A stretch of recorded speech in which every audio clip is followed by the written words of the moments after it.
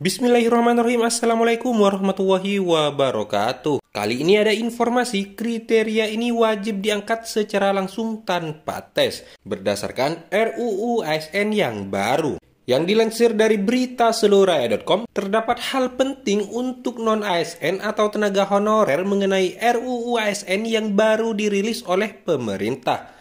Di mana pada RUU ASN yang baru ini menyangkut tentang bagaimana nasib non-ASN atau tenaga honorer di lingkungan instansi pemerintah.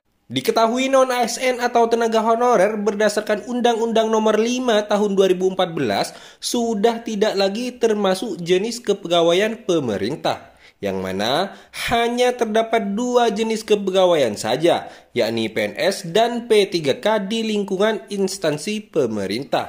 Nah, selain itu terdapat informasi terkait dengan RUU ASN, yaitu mengenai perubahan atas Undang-Undang Nomor 5 Tahun 2014 tentang aparatur sipil negara, yang dititik beratkan pada pengangkatan tenaga honorer secara langsung menjadi pegawai negeri sipil. Di dalam isi RUU ASN tersebut terdapat perubahan pokok pada nomor 34 yang menjelaskan mengenai bunyi pasal 131A, yaitu tenaga honorer, pegawai tidak tetap, pegawai tetap non-ASN, dan tenaga kontrak yang bekerja terus-menerus dan diangkat berdasarkan surat keputusan yang dikeluarkan sampai dengan tanggal 15 Januari tahun 2014 wajib diangkat menjadi PNS secara langsung dengan memperhatikan batasan usia pensiun.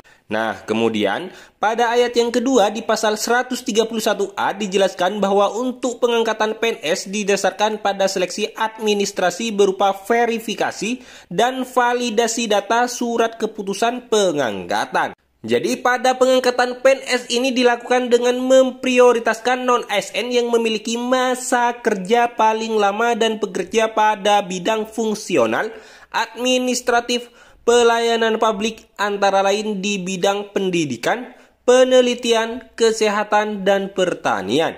Nah, selain itu pada ayat keempat dijelaskan bahwa pada pengangkatan PNS dilakukan dengan mempertimbangkan gaji, masa kerja, ijazah pendidikan terakhir, dan tunjangan yang diperoleh sebelumnya.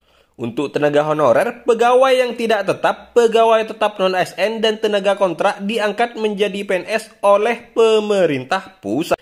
Kemudian bagi tenaga honorer, pegawai tidak tetap, tenaga kontrak, dan pegawai tetap non-ASN tidak bersedia diangkat menjadi PNS harus membuat surat pernyataan ketidaksediaan untuk diangkat sebagai PNS. Tidak hanya itu, pada pasal 135A juga dijelaskan mengenai pengangkatan non-ASN atau tenaga honorer apabila RUU ASN ini disahkan.